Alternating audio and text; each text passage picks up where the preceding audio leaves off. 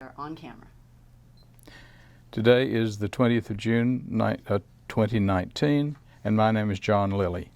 I'm a volunteer at the Atlanta History Center, and with me is Ed Wood, also a volunteer at the Atlanta History Center, and Sue Verhoff, Director of Oral History and Genealogy at the Atlanta History Center. We're here today to record the oral history of Mr. Jim Garner, who served in the Air Force during the Vietnam War. Mr. Garner's oral history is being recorded for the Atlanta History Center's Veterans History Project in partnership with the Library of Congress. We're honored to have you with us, Mr. Garner, and thank you for your participation in the project. To begin, would you please state your full name and date of birth? My name is James L. Garner. I was born May 25th, 1945. Thank you. Where were you born? I was born in a little town called Denison, about 60 miles north of Dallas, Texas, right on Lake Texoma and the Oklahoma border. Another 6 miles and I'd been an Okie. Who were your parents and what were their occupations? The good Lord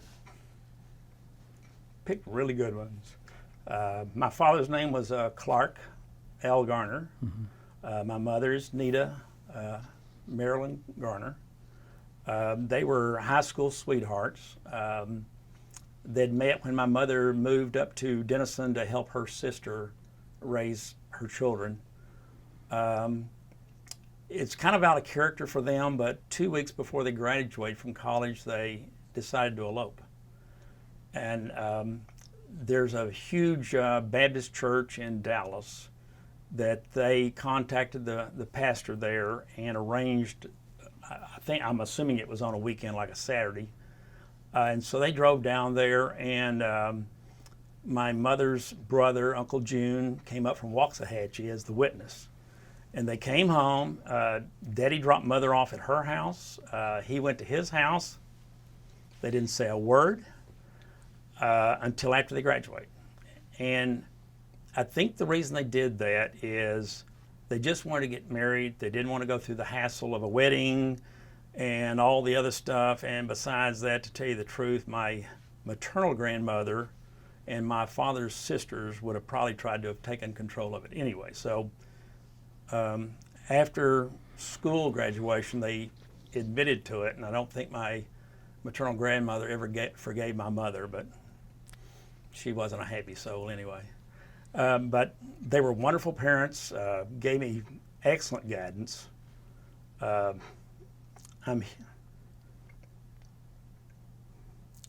here because of them. The reason being is they didn't put any controls on me as far as what I was going to do in life. I mean, they did tell me to be home at 11 and things like that, but when it came to deciding what I wanted to do, they knew I was a dreamer, and I was always setting goals, and they never once said, no, you don't want to do that. In fact, my mother once told me that, I don't know how old I was, but she said, I was probably in my early teens, or even earlier than that, actually. She said, you know, you can be anything you want to be if you want to be it bad enough. And so I took that to heart. And my dad, he always told me, he says, pick something that you really enjoy. And you've got an ability to do it. And if you do, you won't have to work a day in your life. Now, I can't say I haven't worked a day in my life, but the flying part of it has been very enjoyable. But so they were the perfect choice. The Lord did a good job.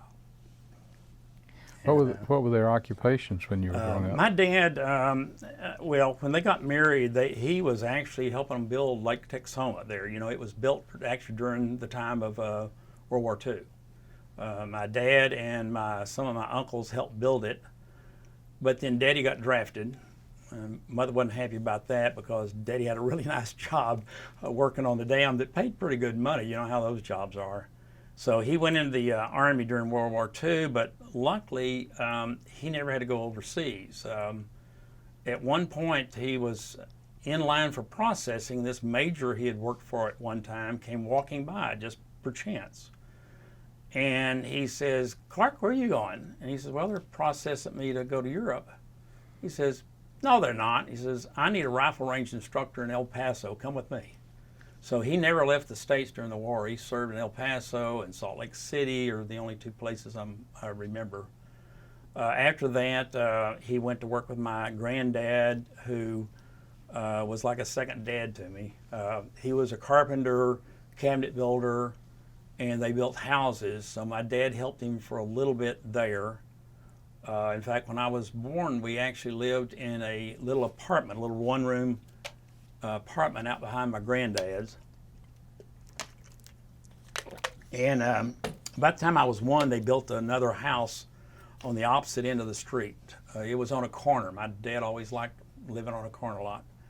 So we lived there until I was about 4, and then he was very financially savvy. We didn't have a lot of money, but he knew how to use what we had, and he sold that house, bought 2 lots about 3 blocks away, and he and Granddad built 2 houses, and then he sold one of those. And so he paid off the other house in 7 years. He eventually got into electronics. He was taking a night correspondence course in electronics, and he got a degree in that and started working on television sets, which were the in thing. They were coming in, you know, and he was very good at that. And eventually he opened his own business, Garner TV Sales and Service, and that's what he did for the rest of his life. My mother was a homemaker. My grandmother, my mother's grandmother, or my grandmother on my mother's side, was just the sweetest person, and she taught my mother well. She was an outstanding cook, a seamstress, a baker. I don't think there was nothing that she could make. Eventually, both parents ended up being leaders in scouting.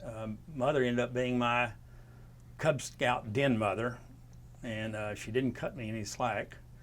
And my dad eventually became the Boy Scout master, and he didn't cut me any slack either, but that was on purpose, and I understood that. Mother also got a little bit into politics and stuff too, because she actually was one of the representatives at the Republican convention in Fort Worth. So she was also president of the Toastmasters, president of the PTA,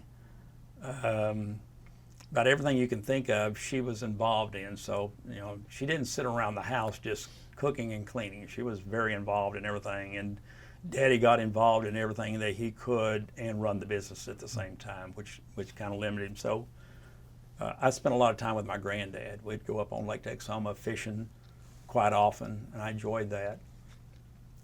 He also, we had a rule out in his garage. He had a planing mill with all these machines, and he took me, I remember the first time he took me in there. The floor is dirt, packed dirt with sawdust from the saws. And the rule was he had a pile of scrap wood over in the corner. And I could use any of that scrap wood. I could use any of the nails I found on the floor. He had this giant magnet. I realize now he was using me to clean the place up. But years later, if I got bored, I would go over to this wooden step as you came into his shop and nail nails into it, for lack of anything else to do. I think before I was over with, I think if you took a blowtorch, you could have made a metal entry step out of it. And years later, in fact, my granddad, he was over at the house. He says, Jim, I did something the other day. He says, it broke my heart. What'd you do? He said, well, that step you've been nailing nails in for all your life, he says, it finally fell apart. He said, I actually had to replace it. And I said, I'm surprised it held up this long. It's many nails that were in that sucker, but I really love my granddad. So that was kind of my upbringing. I got, I'd ride all over town with my bicycle, which you could do in those days, you know. In fact, I'd leave in the mornings, and sometimes Mother didn't even know where I was until I stopped at a friend's house, and maybe they invited me for lunch. So they'd call up and say, well, Jimmy's over here, and I'd like to feed him lunch. Is that all right? So she would then know where I was, because most of the day she didn't know where I was until I showed back up before dinner. Loved baseball. We had a park right in front of our house that all the neighborhood kids would get together quite often and go out there and play baseball. I think I started playing when I was barely big enough to pick the bat up. So that was the sport then, and I loved it. Sometimes I'd wished I'd taken it a little further than I did, but I did make the Little League All-Stars, so that was nice. Got very involved in Scouts. Went through all the ranks of Cub Scout all the way through Webelos and the aerial life, and then of course went into Boy Scouts. And my goal in Boy Scouts, which it was in a lot of things, was to beat my brother. I had an older brother, 2 years and 6 days older. So that was always kind of helped me set a goal. I don't think he ever really realized that, but he had made Eagle Scout, and I was determined I was going to make Eagle Scout at a younger age than he had, and I did beat him by not quite a year, but close. So I went all the way up to Eagle, and in those days, in the state of Texas, the Circle 10 Council in Dallas, which was a huge area, they've reduced it now because of the number of people in it, they would have a Eagle Scout dinner for the Circle 10 Council. And the year I went, the governor of Texas, Price Daniels, was the presenter. And so I've got a picture of him presenting me my Eagle Award. They also would have a sponsor with you, someone sort of related to whatever career you thought you wanted. I was a little disappointed though, because wanting to be a pilot, I did have a guy from Delta Airlines, but he wasn't a pilot. So, but he was my sponsor. But he did fill me on a few things. Of course, Delta doesn't exist anymore. So I went through that, and also got into the Order of the Arrow, which is kind of a fraternal organization for the Scouts. And I worked my way up to Brotherhood. Then after that, I became a Junior Assistant Scoutmaster. So I stayed in scouting until I actually went off to college, and then I just couldn't keep it up anymore. 14 years old was a big year for me. It was the year I got my first job at a Piggly Wiggly. I thought they were out of business until I saw the Piggly Wigglies here in Georgia. So I worked there for a few years and earned enough money to buy my first car. And then after that, I started saving for college because I was bound and determined to pay my own way through college. So I did. Mother and Daddy were going to try to help me, but they had tried to help my older brother, and that was a mistake. Well, the school he went to was the wrong school for him. He didn't like anybody telling him what to do, and they sent him to Texas A&M, which at that time everybody had to be in the Corps. It's not that way now. In fact, my older son ended up going to Texas A&M, and I'll mention why later. But I worked my way through, and at 14 also, a neighborhood friend of mine came over and said, there's a guy in the next town that for $5 will take you up on an airplane. I said, well, I don't have $5. And he said, well, I'll loan it to you. I said, well, with my errands at that time, I hadn't quite started the job yet. So I said, it might take me a couple of weeks to pay you back. He said, that's fine. So I went in to ask my mother, figuring she was going to say, no way are you going up in an airplane. But she trusted them enough that she said, yeah, go ahead. So I went over there, and the guy had a Piper Cub. And I know now, I didn't then, he put me in the back seat, and in front of me is what I now realize is a broom handle with a bicycle grip on top of it. It originally had a metal stick. So we went flying, and he took me over my house and out over Lake Texoma, and we flew around for about 30 minutes. And you're looking down there, and all the little cars look like ants running around, and it's really neat, At that point, I thought I was wanting to be a race car driver because I was really into cars. I came back, and I thought, even at that age, I realized the chances are very good I was going to go to Vietnam. Even though it was very early on in the thing, I could just kind of see the writing on the wall, and I thought, well, I can't afford to get my pilot's license on my own, so I'm going to go to a college that's got ROTC and try to get one of the slots from that. So I went to East Texas State College at the time. It finally became a university. Got into the Air Force ROTC, and I really liked it. I joined what they call the Mitchell Grenadiers. We were a rifle drill team, and I was a squad leader. Had a lot of fun with that because we'd practiced during the week, and for the heck of it, we'd marched between the dorms, the girls' dorms, of course, in the sorority houses, and they would hang out the window and applaud, and so that gave us motivation. Also got into the Arnold Air Society. Eventually, before I graduated, I had actually became the commander of the Arnold Air Society. It was kind of funny. It got down, my roommate, who had been my friend since within a few weeks of starting school, it got down to, we knew it was going to be between the two of us to be either the Corps commander or the Arnold Air Society commander. And so we talked about it. He said, well, I'd like to be the Corps commander. I said, good, because I don't. But I'd like to be the Arnold Air Society commander. He says, well, that solves that problem. So that's what we did. And as the commander, I ended up going to a national conclave down in Miami, which was my first trip in an airplane other than the one when I was 14. But now when you make Cadet of the Month, though, they would send you up to Parton Air Force Base, which was right there next to my hometown. It was Air Defense Command training base. They used T-33s as the chase or as the target plane, and they had F-102s. So they would send you up there, and of course you had to go through ejection training because they had an ejection seat in them. It was really neat. And we would go out. Of course, when they told us we were the targeted airplane, I was going, are they going to be firing at us? I said, no, don't worry. It's all electronic. I said, oh, okay.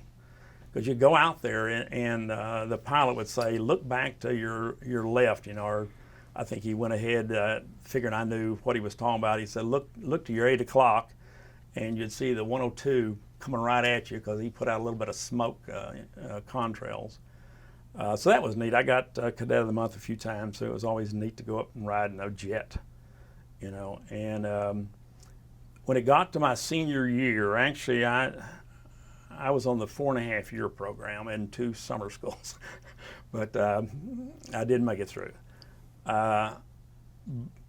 My buddy and I actually got down to be in the only 2 that passed the test and qualified for the aviation cadet program. But there's 1 slot. Again, the good Lord was looking out for me. Turns out he's colorblind. So he lost the slot and I got it. So the thing that really saved me and allowed my whole career to advance was, in that program, they gave you enough time to get a private pilot's license. They had a contracted pilot who came in, and it just perchance, his airplane was a Cessna 172, which when I got to pilot training, I found out was the perfect plane to be in because the washout airplane is a T-41, which is a Cessna 172. So I got my time. Back then, you only had to have 36 hours to get a private pilot's license. So I got that, and then I graduated and was commissioned January 18th of 1969. But I had to wait for a slot for pilot training for several months, which turned out in a way was an advantage for me. When I showed up at pilot training, everybody else there was Academy, OTS, or we actually had 1 Air National Guard guy. So everybody's timing grade had started as soon as they got commissioned. If you're ROTC, your timing grade doesn't start until you show up for your first assignment, which for me ended up being March 21st. So I was several months behind everybody. I was the junior ranking guy when it came to figuring out, your rank. Of course, it didn't make any difference in pilot training, really. And so it started pilot training, and the T-41, like I say, what I had to do is learn to fly it the military way. I already knew how to fly the airplane, luckily, because they call it the washout airplane, and I mean, we lost almost 25% of our class the first 2 weeks. And one of them was even a guy who swore he had a bunch of flying time, but he started getting airsick, and that kicked him out. So I was worried. I mean, every time you'd show up that day, the guy that was sitting there the day before, he's not there. The next day you show up, the guy to your right, he's not there. And so I should have hit the books that hard in college. I mean, I was really busting my rear end studying the books. So I made it through that. We lost quite a few guys there, and then we got to the T-37s. It was a Cessna T-37. They called it the Tweety Bird. It was one of its nicknames. It was actually called the Tweet. We said that it was probably the only airplane in the inventory that converted JP4 to noise. We called it the 6,000-pound dog whistle. It's surprising anybody had any hearing left after they left that airplane. Really sturdy engines, but I swear you could take the throttles from idle to full power and go out for dinner before they actually spooled all the way up. So when you did formation in that one, you had to be very careful never to pull the throttle. You don't want to get too far out of the slot where you had to pull the throttle way back, or you're gone. There's no way to catch back up. But it was a good airplane. It was I would have said it was dependable, but I was beginning to wonder how my career in the Air Force was going to be, because I had 3 emergencies in that airplane. First one, I just climbed out to altitude, and all of a sudden the cockpit canopy light came on. And there was a procedure for that. And I'd already learned in pilot training, you never tell mobile, which was our version of tower on each runway, that you have an emergency until you've already taken care of it. Because they're going to sit there and say, did you do this? Did you do that? Did you do this? You know, and then, you're going to have trouble flying the airplane if you keep answering all those questions. So I called up, well, I was up in the area of the air traffic control, so I told them I need to go back to the base. So I ran the full checklist on the way back in, and on final, sure enough, as soon as I called in, declared an emergency, I got a canopy showing unlocked. They sat there and started going down and I kept telling them, the checklist is completely done. That doesn't stop them. They're all covering their rear end. So I landed and rolled to the end of the runway and stuff, and it turned out to be a false indication. The canopy actually was luckily locked. Another time that this one kind of got my goat a little bit and stuff, we were doing touch and goes, and the last touch and go was right in front of mobile, the tower. And I found this out because one of our classmates was working mobile that day. He said, when I did the touch and go, the left tire separated and flew off the thing. In that airplane, it's behind the intake, so that was no big deal, but mobile never said a word, and they saw it happen. So we came back around, just per chance, we came back for a full stop. So we're taxiing into the chocks. I laugh now because, you know, in that airplane, the instructor's to my right, and we're taxiing in, and the crew chief's there waving us in and stuff, and he's going like this. We thought, what is he looking for over there? And we stopped and chopped the motors, and I mean, we barely chopped the motors, and he's under the wing. What is he doing? I mean, usually they chalk the nose. They don't go where the motor is. And we get out of the airplane and look back there, and here's the tire. It's like you took an X-Acto knife and cut it all the way around the tire, and this side of the tire is gone. There's just nothing but the cord. So it didn't lose air, but the whole tread came off. I was a little angry when later on I found out that they didn't say a word about it, so I realized I can't rely on them for much. Then the third one was on takeoff. We just raised the gear, pulled up the flaps, and all of a sudden the plane just started shaking.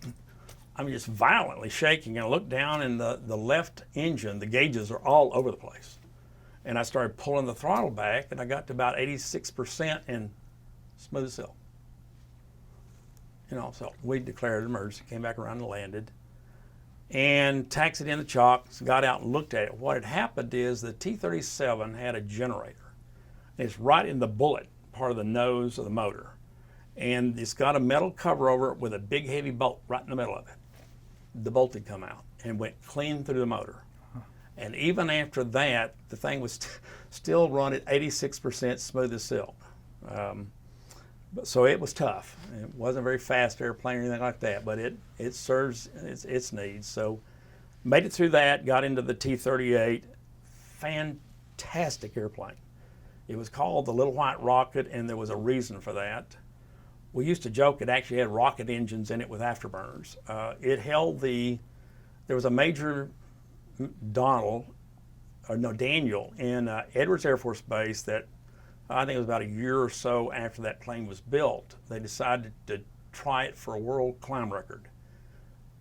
Turns out it set the world climb record to 3,000, 6,000, 9,000, and 12,000 meters. I don't know about the other ones, but the 3,000 meter, I was told, was never broken until the F-16. But it's almost like they cheat a little bit, though, when they do it. They gut the back cockpit. There's nothing back there. They put just enough fuel. Now, this is what I've been told.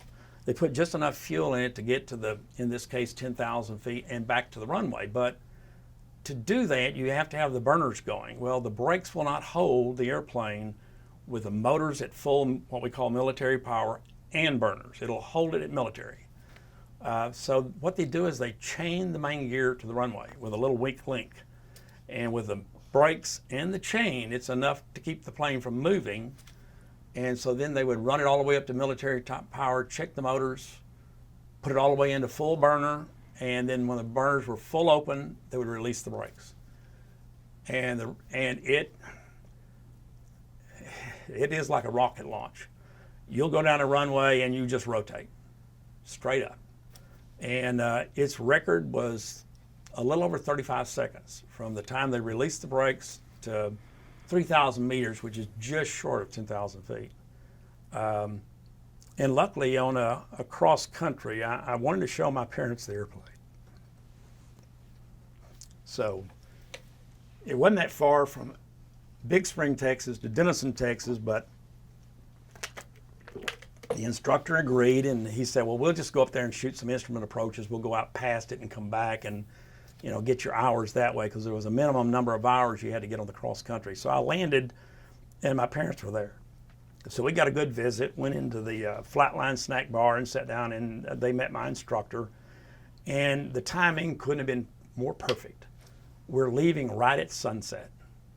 And I mean, the sun is just set over the hill, so there's still a little bit of glow in the sky. And we go out there for takeoff, and the instructor, he knew what I wanted to do. He said, how about a max climb? I said, sounds great to me. He says, okay. He called up the tire, they approved it. So I go rolling down the runway, I hit my speeds, and I just pulled it, and it just goes straight up with the burners going, you know. And since we didn't have to go very far, I could leave the burners on even further than I would normally go. So needless to say, I called them up when I got back to Big Spring, and they just couldn't believe it. You know, so left a good impression. I had one emergency in the T-38s, which the way it turned out really kind of irritated me. But I was in T-38s, we would take off in formation. I actually fingertip formation with the other airplane right with us. And when we did 4 shifts, it was 2 fingertip takeoffs, and then we'd do a rejoin. I was lead solo. My wingman was a dual with this major instructor who was not the most pleasant person in the world, but luckily I didn't run across too many of those. So we start taking off, pulled up the gear, and all of a sudden I hear this call to mobile. Red 1 has got a hydraulic leak. Never said a word to me. I was Red 1. He's Red 2. So as soon as he got quiet or finally stopped talking, I immediately said, Red 1 declares emergency and requests an immediate turn to the downwind. And they said, go. I did it. I pulled down and down. He crossed over underneath me inside the echelon. You're not supposed to ever do that. So I'm afraid I'm going to hit him. So I ended up a little bit wider than normal. Started going down the downwind, and I'm doing all my checklists and everything else and stuff. I gave him the crossover. Once you rock the wings, I tell him to move it. He wouldn't. So I get to the turn to final, and he's still staying on my right wing. Well, I'm afraid to turn too sharp. I don't know if he's good enough to miss me or not. So I went just past lining up the runway. I mean, it was so little. I was already correcting right back to it, and Mobile always was trying to cover their backsides. So they sent me around. So I immediately requested an immediate right 360 so I could get rid of this guy on my right. And I just pulled it up and did a sharp 360 back to the runway. landed, and I'm rolling out to the end of the runway. Now this is a hydraulic airplane, totally. You lose hydraulics, you punch out. That's it. There's no, you don't make any other decisions. So I rolled down the runway, and in the 38, you'd go all the way to the very end and turn off on the ramp. As soon as I turned off and stopped the airplane, the hydraulics goes, it was gone. Hydraulic fluid, everything. Where we found out that what had happened is the crew chief had serviced the hydraulic system but forgot to put the cap back on tight.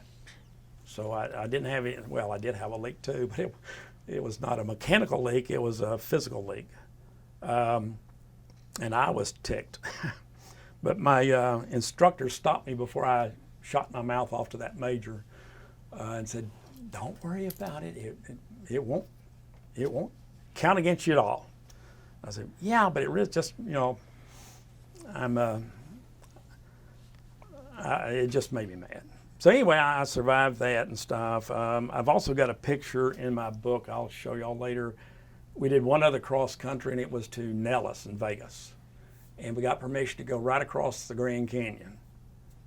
Now, you're not supposed to do this, but I guess I can admit this now since, like I say, they can't turn around and send me back to Vietnam or anything. We did a barrel roll over the other, we did it in formation, and we did a barrel roll over the other T-38, and I've got a shot looking right down on the T-38 into the Grand Canyon. I hid that picture for years because I didn't want it to be shown.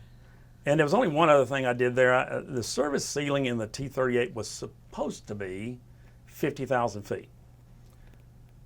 And I'd already done all my check rides and everything else. I had 2 more rides to do just to get my total number of time up to where it should be so you could graduate. So I took one of them solo out to a high area. We had low and high areas according to what you're going to do. And it was not a supersonic area. Besides that, you only did that dual. And I got it doing about 0.98 Mach at about 36,000 feet, and I just pulled it up. And I mean, that altimeter is about to spin out of the gauge until it's approaching 50,000. It goes, woo, woo, woo, about that quick. And I am sitting right here, straight up, 0 airspeed. And I can remember one thing my instructor taught me when we first got in the 38s. If you get in an unusual attitude, and I think this is qualified, don't even look at the throttles, much less touch them. They'll flame out. And I'm sitting there and I start a tail slide. And I'm going, there's nothing in the books about this maneuver. So all I could think of was start easing in a little bit of rudder. Not a lot, just a little bit more. And eventually I got the nose to fall through. And when the speed built up and I settled down, I decided, I think I'll just go back to the pattern and shoot some touch and goes. Never made 50,000 feet, although if you look in the book, it says that airplane can make 50,000, but it's probably when it's out of fuel and you become a glider coming down, I'm not sure which. But I succeeded in graduation, and I thought I really had it made. I was supposed to be number 8 in the class out of, I think we finally ended up graduating 55.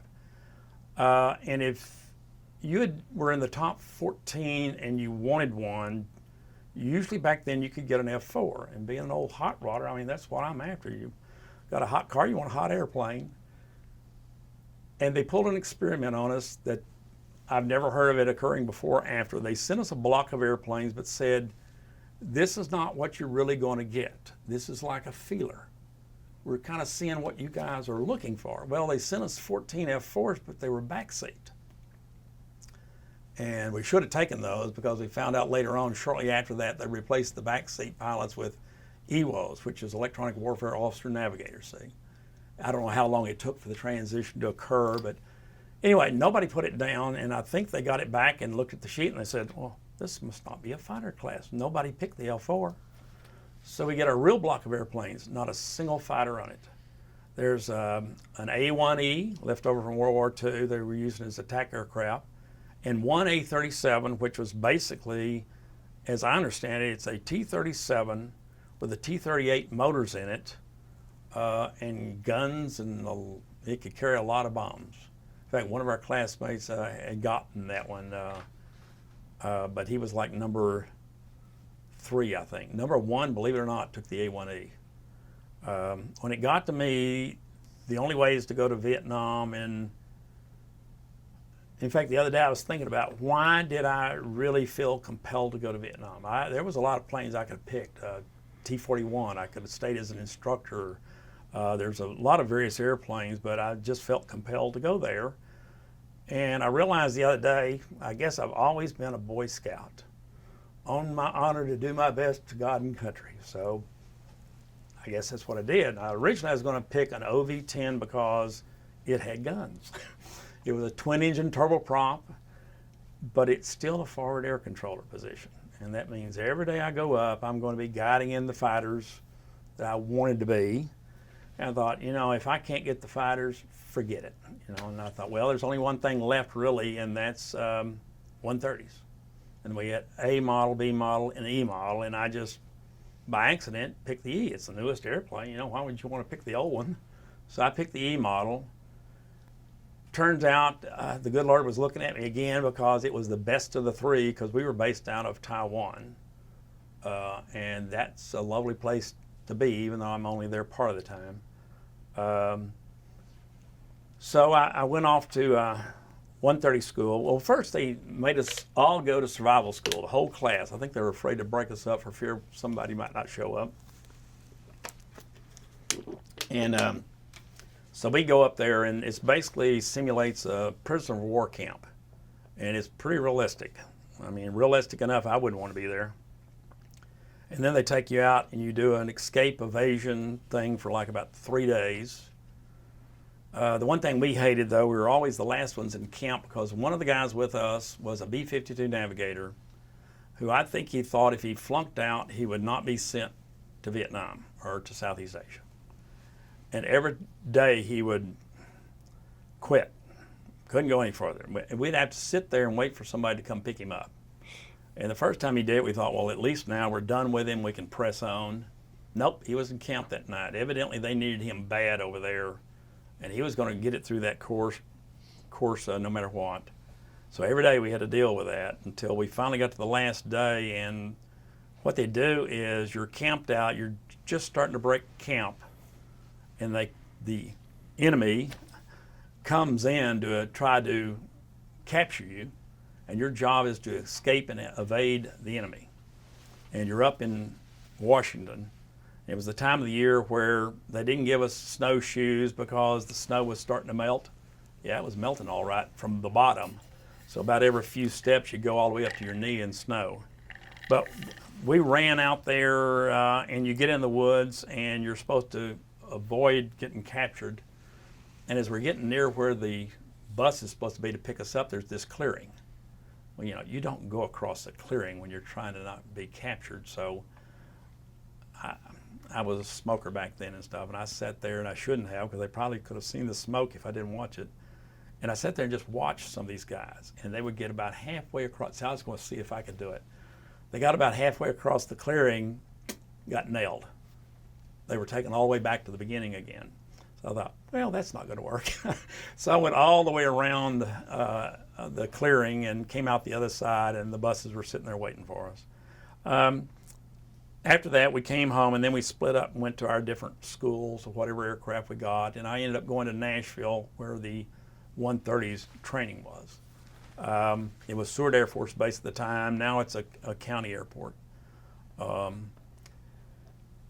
And it was an intense school. There's a lot to do because the 130 can do so many different things that you've got to get checked out on. But first you go through the school where you just get checked out on flying the airplane, period. Then after that, you progress to the combat training school where you learn to do airdrops, assault landings, LAPS runs, which is that low altitude parachute extraction. It's one, I've got a picture in my book of one of them. You come in with a drag chute out the back end, and it's hooked up in a little clip above the ramp and door in the back. And the idea of the drag chute is when you hit the button to release the load, it immediately starts pulling the load out. So it makes it a little bit more accurate, but the 130 being a fairly fast at that point, it's not exactly you can put it on a dime and get change. So we went through all the combat schools and everything else. And then after that, we were supposed to, I think I got like 2 weeks off before I was supposed to go overseas. In fact, one night while we were in Nashville, my roommate and I, which he was one of my classmates from pilot training, we decided to go into Nashville to find this club over near Vanderbilt University, but we just couldn't find it. So we finally stopped at this liquor store, and my roommate went in, and I'm sitting there in the car, and this purple Lincoln Continental Mark IV with a white vinyl top on it pulls up next to me. And I just kind of glanced over at it, and then this lady got out the other side of the car, and I looked over at her. She had all this hair, and she's walking in the store, and I looked over at the guy again. I'm going, I think I know them. Well, it turns out Mother used to watch the Porter Waggoner Dolly Parton show on Saturday afternoons on TV, and all of a sudden I realized that's who it is. And my roommate came out, and I said, did you see Dolly Parton inside the liquor store? He said, no, was she in there? I said, yeah, look to my right. There's Porter Waggoner sitting in that Lincoln. We found out that they had just left the Grand Ole Opry and they were going to a party, so they stopped to pick up a few bottles, and guess who goes in to get it? Dolly Parton. You think Porter Waggoner would be the gentleman and go in, but he didn't. Anyway, after that, we got some time home, and then I reported to Tacoma, Washington, for departure out of there. I left there on August 18th of 1969. I've heard all sorts of stories about how people got there, but our whole plane was full of people going to CCK, Ching Chong Kong Air Base in Taiwan. So the whole airplane was loaded with CCK guys. Our flight was nonstop to Tokyo, which I think was about 11 or 12 hours. But I've heard people say they parked them at the gate and they got off the airplanes and stuff. I guess they don't trust us. They parked us way out in a remote ramp, brought stairs out. The crew got off. They changed crews, put more food and supplies on board, refueled the airplane. We were there maybe an hour, so about all we could do is walk up down the aisle and stretch our legs a little bit. So then it's another like about 3 hours to Taipei. And I thought when we got there, CCK is not that far down the island. They'd probably fly up at 1:30 and pick us up. Oh, no. They put us up in a hotel, which was nice, and we were tired. But then the next morning, they had a bunch of buses lined up outside, and we're going to ride a bus all the way down to CCK. And it's a few hours down there. I don't remember how long. It seemed like it was forever. But in Taiwan, the largest vehicle has the right-of-way, and you're driving through the mountains to get out of Taipei because there's mountains around there. And I swear that this guy's running cars off the road and everything else and stuff. And one guy made the comment, at the front of the bus, right above the driver, was this huge clock. And one guy made a comment, he says, what's that clock for up there? And one guy says, that's the last thing you're going to see before you die. You'll know what time you died. And I said, okay. We called it the kamikaze bus ride. So we did make it. And I went into my squadron to sign in, and of course I'm still a second lieutenant. Everybody else in my class, by the time they got over there, they'd made first lieutenant. And I walked in to sign in, and I told the duty desk guy, I'm here to sign in. We just got here, and he says, and he looks up at me, he goes, third door down on the left. So I went down there, and I looked up at the sign above the door, and it said navigator.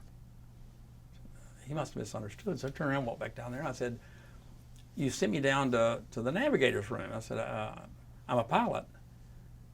And he looked at me, he says, they still make brown bar pilots? I said, I guess so, I are one.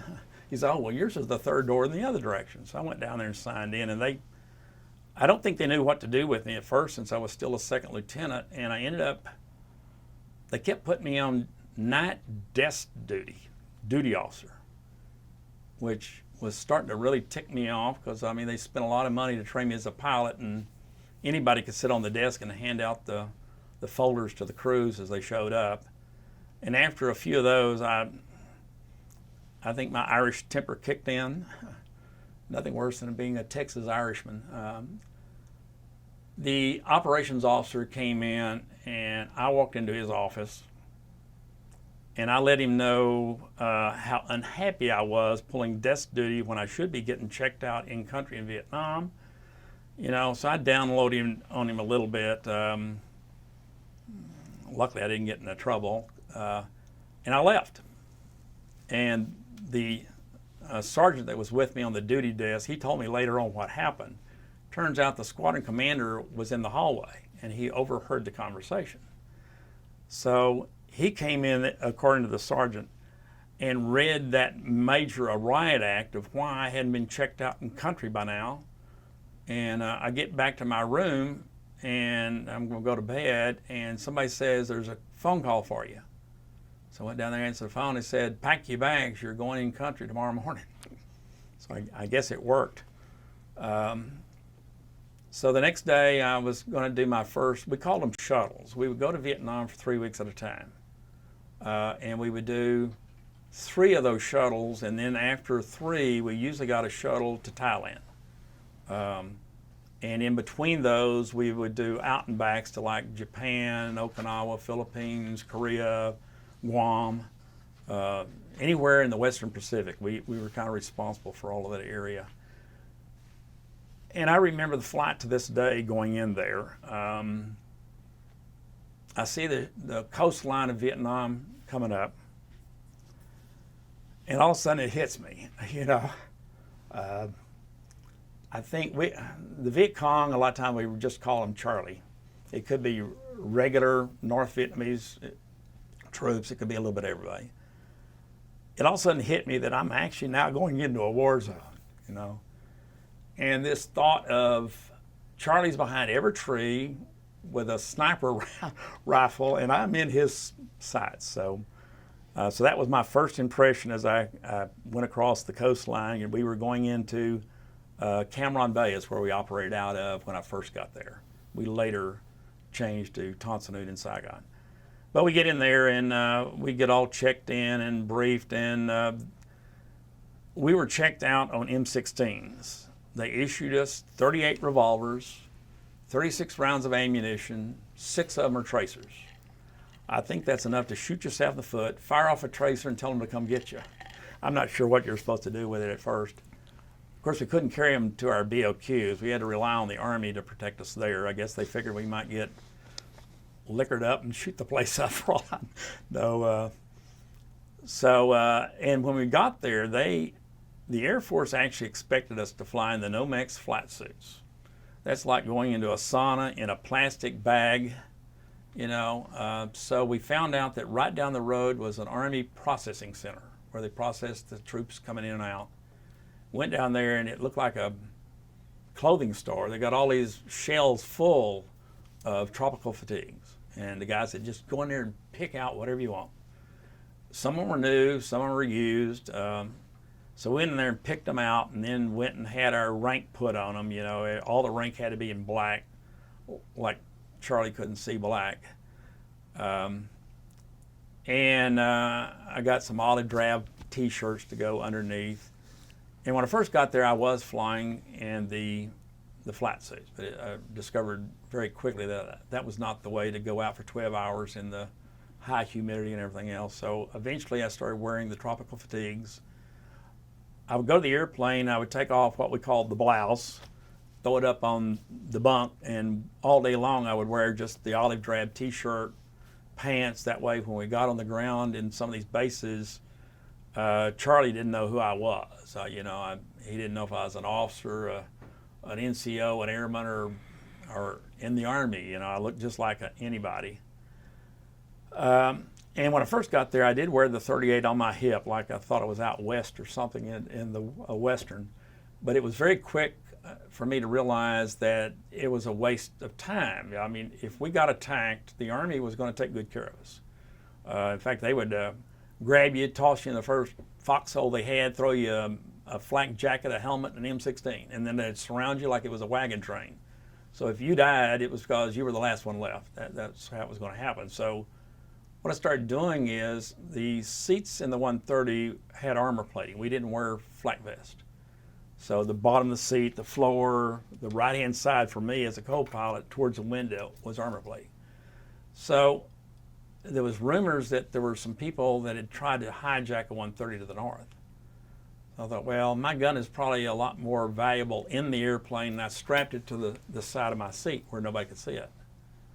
And sure enough, it wasn't but a, in fact, I even had a discussion with a flight engineer, you know, we were talking about it, and I said, listen, if anybody comes up to the cockpit and acts like they want to take us somewhere we don't want to go, lean back, and I'll take care of it. Sure enough, a few weeks later, we had an Army trooper come up with his M16.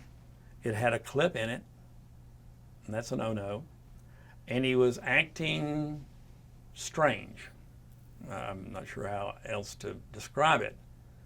And it got to the point where I realized, I'm not sure what's going on here. So I reached down and pulled out my .38 and cocked it, and I had it right about my stomach.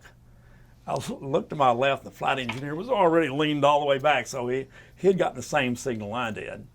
And about that time, the soldier did something we realized he was goofing off. And I brought my gun out in the open where he saw it, made him hand his M16 to the flight engineer. We called up his commander and informed him of the riot act that you do not get on an airplane with a loaded gun. And that was the end of that. In fact, one time we did have somebody, we were hauling it was a payroll shipment. It was over $1 million, and we had an armed guard. There was like about 5 or 6 of them. And when they got on the airplane, we closed the ramp and door, and all the doors are supposed to pull out the clip, make sure there's nothing in the chamber. We got to where we were going, and we landed, shut down the engines. I was getting up, and I was walking over to go down the stairs to the back. And all of a sudden, I hear this loud noise, which sounded like what I was hoping it wasn't. I looked in the cargo hold real quick, and one of the soldiers was standing there with his M16 aimed straight up. This petrified look on his face, and smoke's coming out of the end of the barrel. He had gotten up out of his seat and just, as a whim, just pulled a trigger. And he had not cleared the shell out of his chamber. Luckily, it went through the airplane in a spot where there was nothing but skin. He didn't hit any fuel tanks or hydraulic lines or anything, so he got in trouble, but not too bad. But we got back from the first shuttle there, so by then you start kind of settling into what your job really is going to be. Actually, the job in Vietnam, we were basically the connection to the outside world for all the troops that were in any of these places that had 2,500 foot of runway or more. Didn't have to be paved. Most of them were just dirt and rocks. I did go in and out of one that was what they call a PSP runway, perforated steel planking. It's what they used in the Pacific during World War II. I think was the original use for it. But that was rare. In fact, the one I think of the most was down in what we call 4 Corps. We had divided the country up into 4 corps. I Corps was up near the DMZ, and it just worked its way down to 4 Corps was the southern end of the country. And there was a runway down there that was PSP. It was actually on the edge of a cliff overlooking the ocean, and we landed there. But one guy got in the, let's see, what would be a polite way of putting it, the screw-up list, by coming in there, and some guys made the mistake of flying 130s like they were private pilots trying to get it on the first brick. And they're out there mowing the lawn on final to the point where somebody could probably just knock them out of the sky with a rock. Well, this guy was trying to do that on this PSP runway, and he was a little low to the point that it ripped the whole main gear out of the airplane, and it fell in the ocean, and he slid in on his belly. So he got on that list. And they had to come in there and jack the thing up and reassemble a whole new gear enough to get it out of there. So he made it on the list. We had a mechanic that made it on the list because we were flying out of Cameron, and we were supposed to be doing some operations out of there, but they called us up and said the runway's going to be closed for a while, and we asked them why. They'd had a 130 takeoff, and they tried to pull the gear up. It wouldn't come up. And that's almost impossible in a 130. No, I take it back. It did come up. It did come up. They were coming back from a mission is what it was. So they went in there and they dropped the gear. Didn't budge. One side did, and the other side didn't. And they were scratching their head. They're trying to figure out what's wrong. And the 130, I mean, you have so many backup systems. They literally could take the panel off the wall. It's a screw jack. It's just a screw that makes the gear go up and down. So they got all the wrenches out and everything else. They were going to just literally crank that gear down with a wouldn't budge. They finally gave up on it and stuff and foamed the runway, and that's when we came along. They said, well, you're going to be delayed for a while. And they foamed the runway, and he came in there and landed gear up with just the nose gear down. And they went out there and jacked the plane up and discovered there's, in a C-130, if you lost all hydraulics and you put the gear down, what keeps the gear from just screwing right back up in there is a friction washer. The maintenance guide put it in upside down.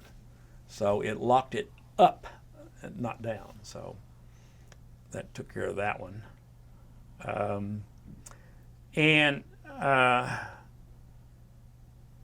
We had a few things go on there. I know there was a place in Dolly. It was in the highlands of Vietnam, up in the mountains. The runway was on a plateau, and the runway ran from one end of the plateau to the other end of the plateau. There's no overruns, no nothing. I don't remember how long it was, but it was not 2,500 feet. It was more like about 3,500 feet because of the altitude. And we would go in there a lot, but you always had to land and depart the same way because there's a mountain right there off one end of the runway, and that caused the wind to always be blowing in this one direction. And it's only like about a half a mile from the end of the runway to the mountain. So you would come in there about a quarter of a mile, you'd kind of split the difference between the mountain and the runway and do a hard left to the runway and land. And we went in there a lot. I know one time we picked up, they had their military academy near there, and we picked up a bunch of their cadets to go down to Saigon to go to jump school. Another time we went in there to pick up some Boy Scouts that were going to a big, I guess their version of a camporee or something, you know. But the one that really sticks in my mind is we went in there, and a lot of times we would haul vegetables out of there. They had fantastic vegetables up there in that part of the country. And we would take them to Saigon to be used, you know, at the various places. And we came in there, and they loaded the airplane up, gave us the weight and balance. Well, at that point, they didn't break it down pallet by pallet by pallet by pallet. They just said, okay, here's your weight. And it was my takeoff, and this time they'd actually put a fifth pallet on the ramp in the back. Normally we just carried 4. We could carry a fifth one on the ramp. So I went out there, and for takeoff, we calibrated our speeds and all that stuff, and I'm rolling down the runway, and it's a slow acceleration, but you're at altitude, and that's not unusual. And I grabbed the yoke and pulled it back, and the nose gear didn't even think about coming off the ground. The plane did nothing. And I'm going, oh. And all I could think of doing was to push the yoke neutral, no drag whatsoever, and just let it keep rolling. It's too late to abort. You abort, you're going to go off the end into this valley. So I just let it roll. And as I'm about to run out of runway, I just grabbed the yoke and I just buried it in my chest. And the plane slowly rotates to the point where you can feel the main gear go off the end of the runway. It just kind of a bump, and then the stall warning horn starts going off. And all I could think of doing was push the nose over. There was a valley. Dolly City was down below, about 1,500 feet below us, so I ended up buzzing the town. But we got enough speed up to shut up the stall warning, cleaned up the gear, cleaned up the flaps, started climbing out. We're going to Saigon. And we're sitting there looking at each other like, so what are we going to do? We have no idea what's going on here. You kind of tell by the angle of attack on the airplane if you're in the ballpark on the speed. So going into Saigon, we informed them that, you know, we may have a problem. We're going to be coming down final a lot faster than normal. I think we added about 25, 30 knots to the approach speed to the point where it may be a little bit nosed over. landed and they weighed the pallets for us. And it turns out we were somewhere in the area of somewhere between 10 and 15,000 pounds overweight. They had forgot to add the weight of the fifth pallet, and on top of that we found out all the vegetables are in wooden boxes on the pallets. Well, when they brought it in, they were dry. They'd had a monsoon rain before we got there, so now they're all wet. Plus there's now 5 of them instead of 4 of them. So we got the procedure changed that from now on it's weighed pallet by pallet by pallet by pallet, and you got a breakdown of it before you departed. So that hopefully saves somebody else from biting the dust. So it was always an interesting place to go into. Another time, I actually saw I saw 2 of them, but we were going into Dundee up in the north part of Vietnam, and we just landed and taxied off into the ramp, just shut down the motors, and I was about to get up out of my seat, and just before I pulled off my headset, I hear this thing on the radio says, Air Force so-and-so go around due to opposite direction F4 emergency. And I looked out the window, and here's this EC-121. It's a Super Connie. You know, they used them a lot in airlines many, many years ago. A big 4-engine, regular reciprocating engine. And it was an EC-121, which is the electronic countermeasure. And they had just taken off for a 12-hour mission, full of fuel, full of crew, and they'd lost number 4 engine, the far right engine. And they were about 6 feet off the ground when this guy told them to go around. Now me, I would act like I'm deaf. Now I can do that, but then I would have to act. I would have just touched down and made the turnoff, because it turns out the F4 was 10 miles out on final. I mean, they would have been stopped and having coffee before he landed. Well, he tried to go around. That was the first mistake. The second mistake was he just took all the throttles to the fireball. You don't do that if you've got an engine out. You take the 2 symmetrical engines that are still good, shove them up, and then try to feed in the third one. But he pushed them all up. And in Dundee, they had Marine F4s, probably Navy F4s and stuff too. And they were in concrete revetments. It's kind of like a half of a sewer pipe, you know. And there's 2 rows of them. And the plane rotates into about a 45-degree angle of bank, and he finally stops it from rotating into a bank, but he can't get any altitude out of it. And the wingtip goes right between the first 2 revetments in that first row.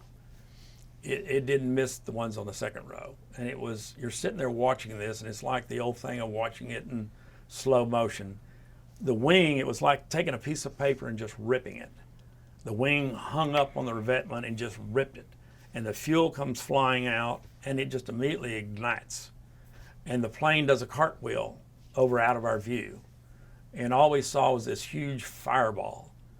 And we had to depart in a little while and stuff, but when we came in the next time, we asked some people about it. It turns out there were 21 people on board. 9 of them did survive, with everything from the ones near. What happened when it went over, the tail section separated right behind the wing root. So the people that survived were in that part of the airplane. And the injuries were all the way from getting burnt pretty good up near the wing root to the last guy in the back just got a few bumps and bruises. But it's, you know, you're sitting there watching that, and the whole time you're thinking, you know, no, this is not really happening, but it is. So we took off out of there, and the only other thing I can think of that happened in Dundee is we came in there one night, and somebody was shooting at the airplanes in the pattern from the top of a building in downtown Dundee. We saw it, and it was one of the few airports you could call in and do a blackout approach, just shut off all the lights. So we told them what was going on, and we changed our pattern a little bit. And at 1:30, at least at night, the props deflect the sound a little bit. So he was shooting at us, but he never really figured out where we were, and we landed there. I mean, the 130s did a lot of stuff in Vietnam. I mean, most of it was just hauling cargo, pastures, and ammunition. I think my most stressful mission there was we were now flying out of Saigon. And all he would tell us was, you need to go over to Bien Hoa, park at the hot cargo ramp, and that's what they call the area where they load up all the ammunition, grenades, and all that stuff. And they'll brief you there. And so we went over there, and he said, somebody will come out and brief you. So we landed at the hot cargo ramp, and this captain comes driving up in the Jeep. And he walks up to the cockpit, and he says, well, I'm going to take you inside, and we're going to brief you on the mission and issue you guys flak vests. We all kind of looked at each other. We don't wear flak vests normally. We got the armor plating and all that stuff. So, in fact, I looked at the flight engineer, and his eyes were about as big as silver dollars, you know. And, what do we need flak vests for? He said, well, we'll brief you inside. Well, he got two of them. He wore one of them like a pair of pants and one of them like a shirt. And turns out what we were going to do is we were supposed to carry this, a full load of Class A ammo into a base called Bù Đắp. It's right on the border with Cambodia. It's one of the hottest areas in Vietnam. It's over in what they used to call the fishhook area, just because the river kind of made a little turn like a fishhook.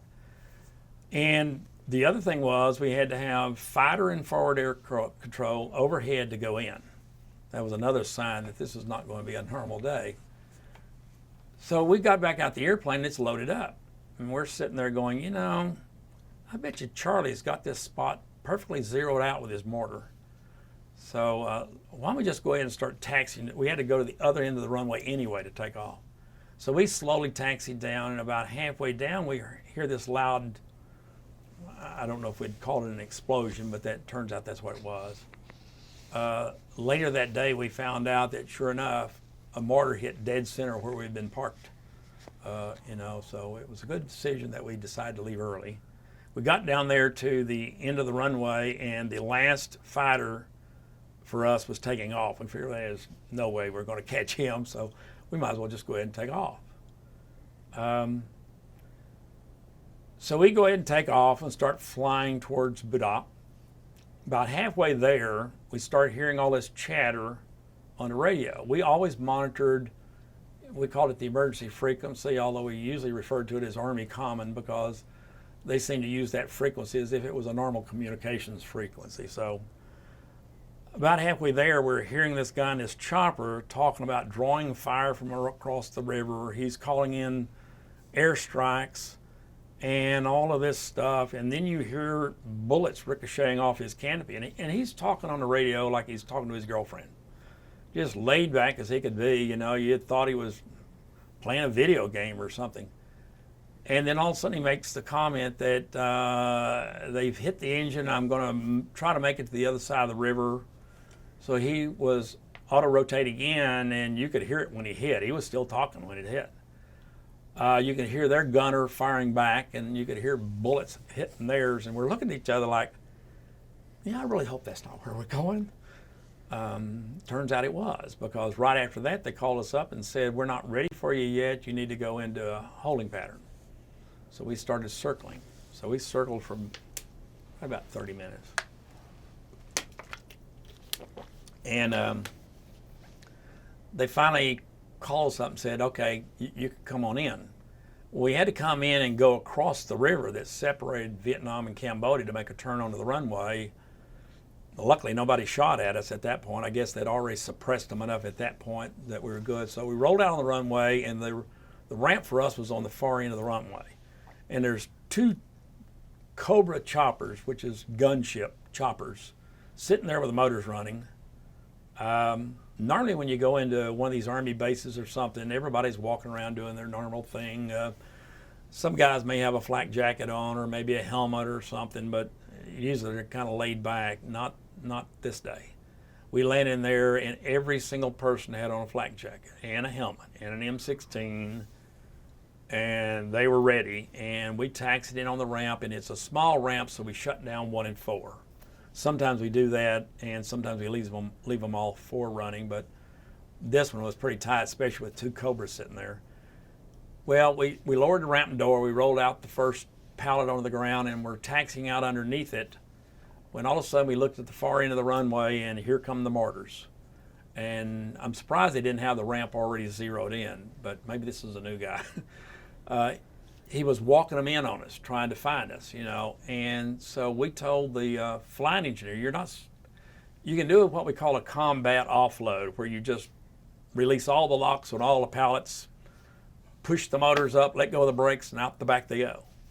Well, you're not really supposed to do that with Class A ammos, but you got a choice here. Are we going to get blown up by mortars, or maybe a hand grenade goes off? But we figured they pack those things really good. So we just told the flight engineer, hit all the emergency releases and just get out of the way. And when they clear, close the ramp and door.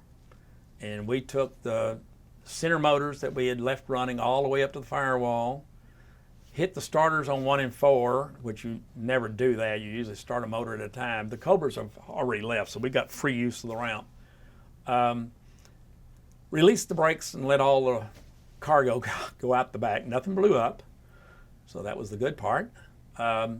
About the time we turned and got to the runway, 1 and 4 came up to speed. The ramp was up, the door was coming closed. We turned down the runway and released the brakes and went. And the mortars were still coming in. And about the time we got, they still weren't down near us yet though, because about the time we got to rotation speed, the bad thing is we're flying right at them. You know, hopefully that would throw them off. But one of the mortars hit to our left in the dirt, and luckily it went in far enough that all it did was blow rock and debris on us. We didn't get any shrapnel out of it. And we rotated, and the flight engineer, the loadmaster was looking out the back window, and he said the next one hit on the other side of the runway right behind us. So we banked hard to the left to get out of there, and then flew back to, we were going to go back to Benoit, but we didn't know what the rest of our day was supposed to be. Usually you go out for 12 hours. You rarely do anything where you just make a 2-flight run and you're done for the day. But we got back, and on the way back we're sitting there thinking, well, what are they planning on doing with us next and stuff. We got back and they said, oh, that's the end of your day today. And so we went to have a cool one and unwind a little bit, and we sat there and talked about it. We realized maybe the reason that we didn't have anything else to do that day was maybe they weren't sure if we would actually make it back that day. I don't know. That was up to them. So it's very unusual flying over there and stuff. I mean, it's probably some of the best training and flying I've ever done. At the same time, you get these little moments to make you realize you are actually in a war zone. We're not just sitting there flying stuff around. And come to think of that, the fighter F-4 pilots in Cameron Bay had a nickname for us. They called us the trash haulers. Never did get them to fully explain that, but we finally got even with some F-4 drivers, but the bad thing was they weren't from Cameron.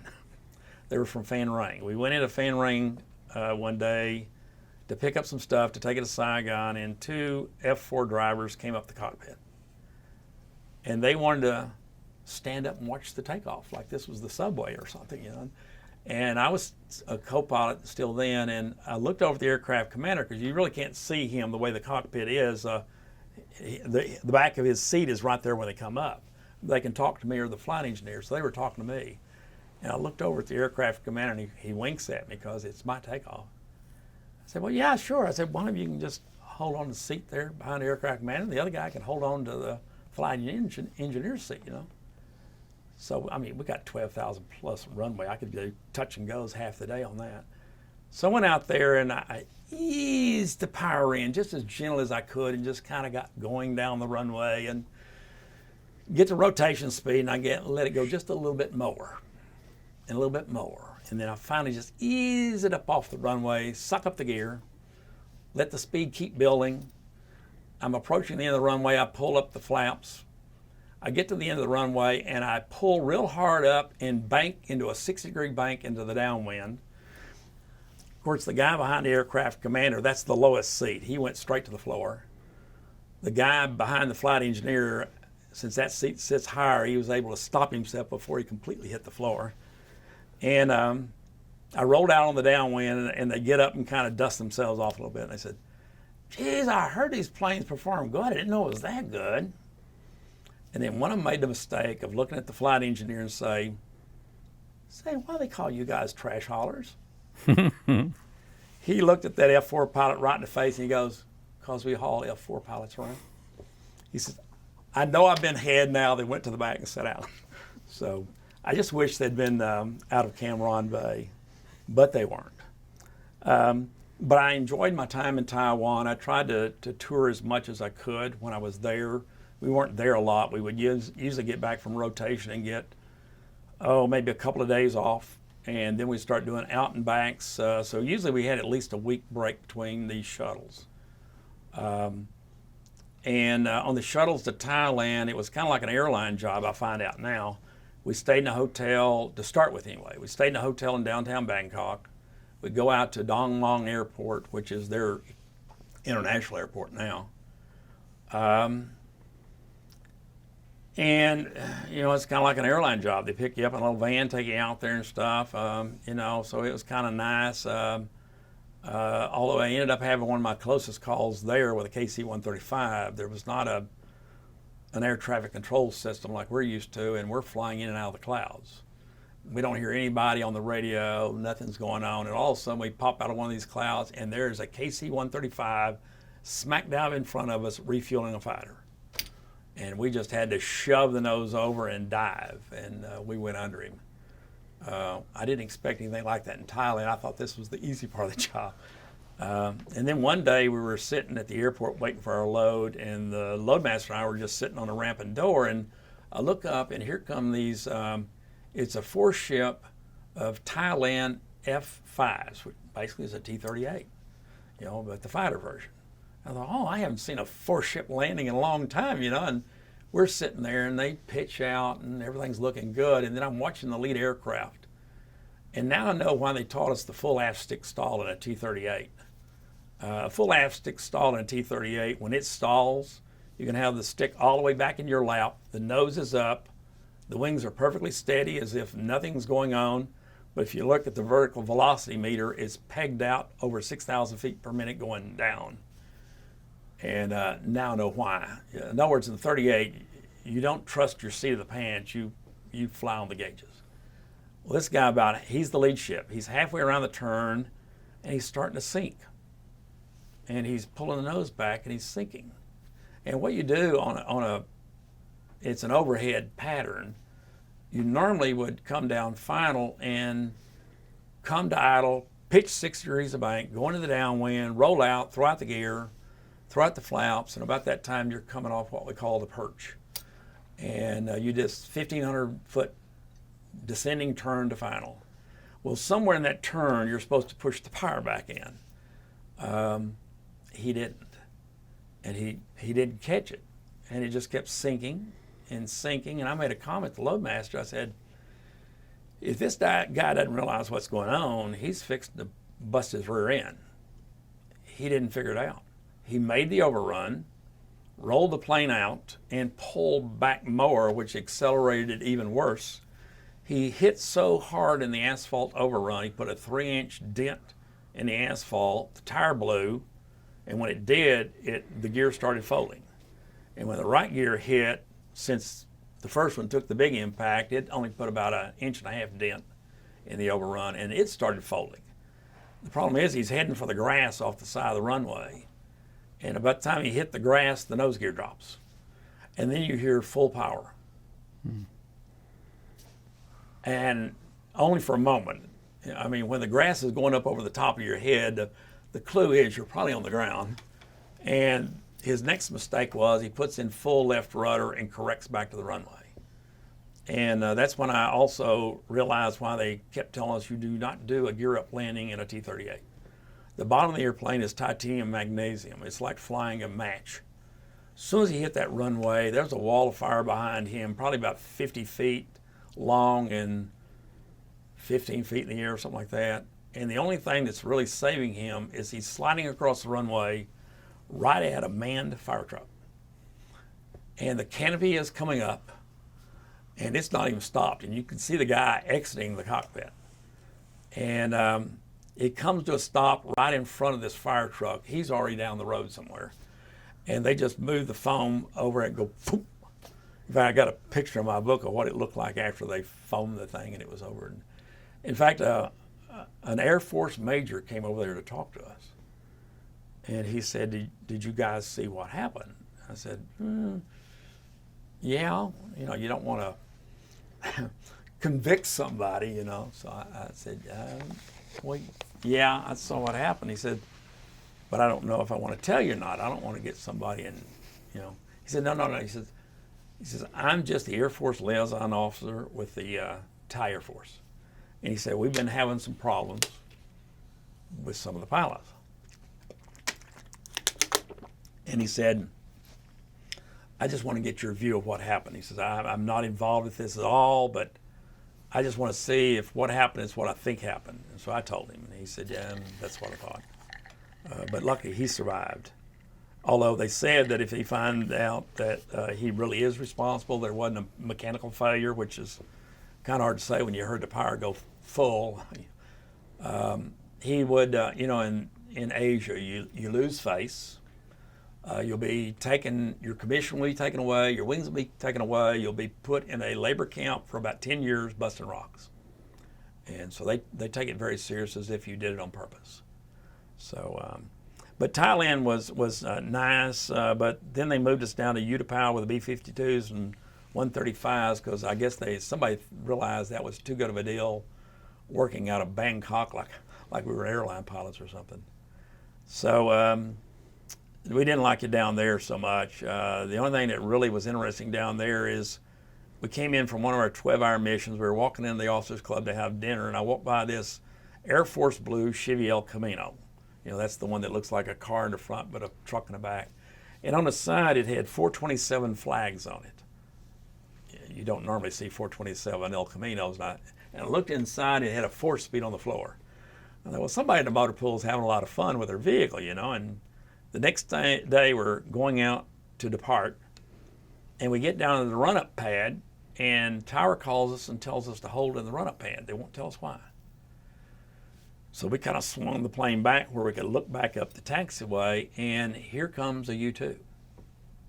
I now realize what that Chevy El Camino was. It was the chase car, or chase truck. And he comes down there and takes the runway, no radio talk, no nothing. And right behind him is that Chevy El Camino.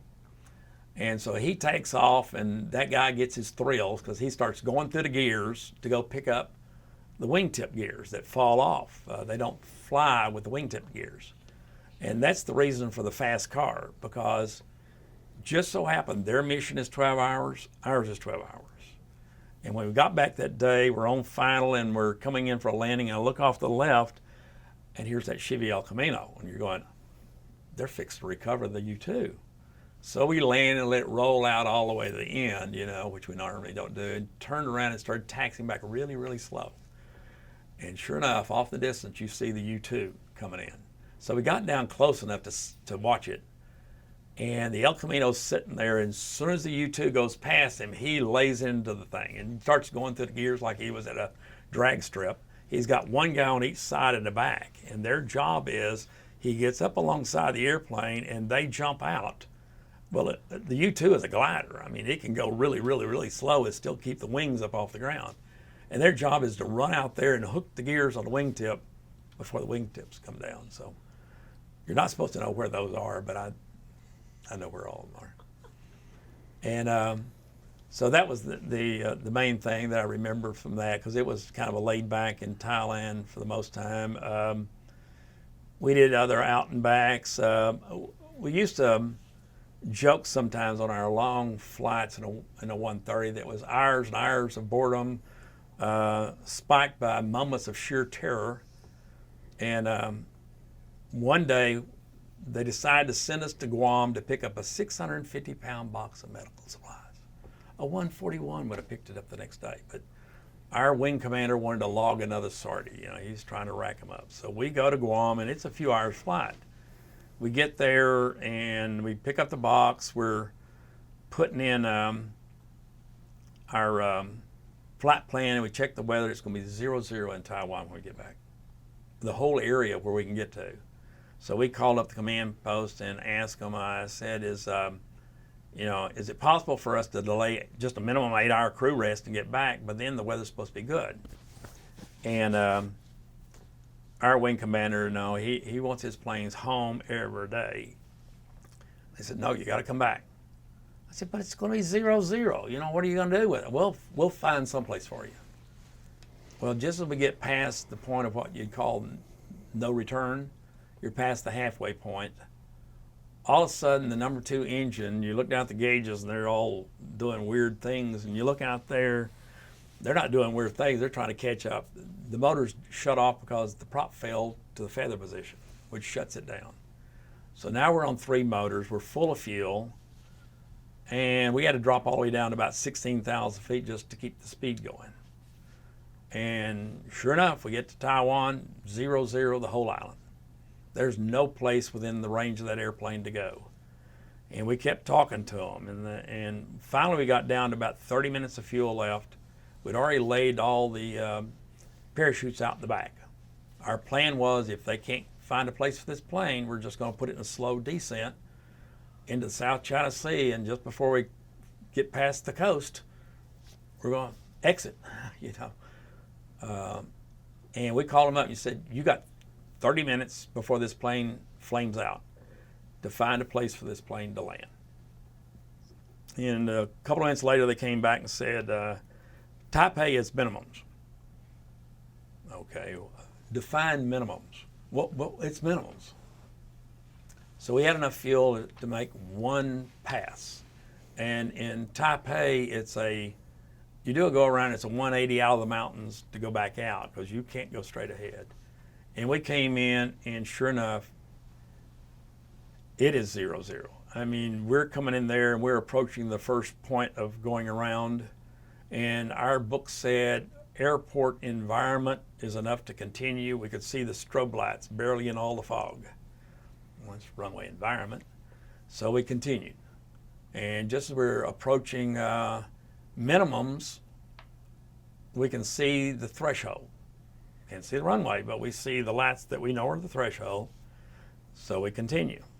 And we get over the runway, and we know we're over the runway because we can see the side lights, but we still can't see the runway. And just like a thousandth of a second before we touched, we saw the concrete. And we were not happy. The only good thing about it is they put us up in a hotel for the night, and we got about 2 days there because they had to fly up another engine there. But anyway, that was pretty much it. When I got back to, the other thing that did occur is I was going to go on R&R to Australia. I was already making my plans, and one of my buddies from operations came to me and said, "Jim," he says, I got a really good deal for you. It better be better than the last one. "Oh, no, this is a good one." That's what I'm fixed to go on R&R. He says, "Well, I got a better one." He says, "How about taking a 130 back to the States for overhaul? You can do your 2-week R&R back home and bring us one back that's been overhauled." I'm going, okay. So that's what I did. So it was a flashback to World War II, because we landed at like Wake and some of these other places you've still got all these revetments and bunkers and everything else from World War II. So I brought it back, took my 2-week R&R. We went back and picked up one in Florida, is where we dropped it off here in Dobbins. We picked the one overhauled up out of Florida and took it back. We kept hoping we would break when we went through Hawaii, but that never worked. It was 20-something years later before I ever made it back to really do some touring. Got back to the States. The one thing I did do, though, is I extended my stay in Southeast Asia because I was supposed to come back in the middle of November, early part of November, and I realized if I took my 30-day, I'm going to get Thanksgiving. That's it. And I already knew that the squadrons in the States did rotations to Europe for anything from a few weeks to a few months at a time. And I'm sitting there going, you know, my luck's going to be I'm going to sign in and we're going to leave again right before Christmas. So I went in there to put in my papers, and I asked the guy, I said, can I put in papers and extend? And he goes, yeah, but why would you? I said, well, I've got my reasons. He said, yeah, you just fill out this paper. So anyway, I came home the first part of December 1970. Got Christmas and New Year's off. It was a wonderful time. I brought back a bunch of presents for everybody in the family. And sure enough, I go to my duty station out in Dias, January the 2nd. My squadron had left on December 21st for 2 months in Germany. So what I thought might happen actually would have happened. So, but it gave me a good time to get settled in. The one thing I didn't mention, I mentioned earlier because of being ROTC, I was kind of behind the power curve as far as making rank. I made aircraft commander as a first lieutenant, and I only know of one other guy that ever did that, and I flew with him in Southeast Asia. We had an all-lieutenant crew. He was a first lieutenant, I was a second lieutenant, the navigator was a second lieutenant. So I got back to the States, and at first they didn't know what to do with me as an aircraft commander, except to give me the local area checkout. So they got me all checked out. It gave me a chance to find an apartment and move in and all that stuff, you know, and then the squadron came back. But Wing got found out about me and started sending me on briefing tours to the pilot training bases. Of course, they were doing it, saying, oh, see, you can make aircraft commander as a first lieutenant. Well, not unless you were ROTC and you went to Vietnam where you could rack up a lot of flying time, because the criteria was 1,000 hours in the airplane. Well, 1,000 hours and 100 in the airplane. So I got a lot of special things for a few months because of that until I made captain. And that was the end of that once I put on the railroad tracks. We did go to a briefing in, or a static display at my pilot training base about that time. In fact, they selected me because they thought I'd still be a first lieutenant. And I informed them the night before I left I would make captain, and they were trying to get me to leave it as a first lieutenant. I said, well, you know, that's against Air Force regulations unless you can write me a paper that says you're ordering me to go as the wrong rank, and they wouldn't do that. But we got there on static display, and we got called up. There was a mining disaster up in Pennsylvania. So they called us up and said, you need to go over to Midland Airport, and you're going to pick up a bunch of drilling equipment. We've already got another 130 en route. It's going to take 2 of you to haul it. So we followed the flight plan, and the operations officer said, I can't accept it. I said, what do you mean you can't accept it? It's a perfectly legal flight plan. It took a few moments to realize what he was trying to tell us is we were in the static display in front of operations, and we're parked straight in. He didn't know a 130 can back up like a truck. I used to say I went from driving trucks as a kid to flying trucks. I ordered him to take it. I said, we can get out, there's no problem.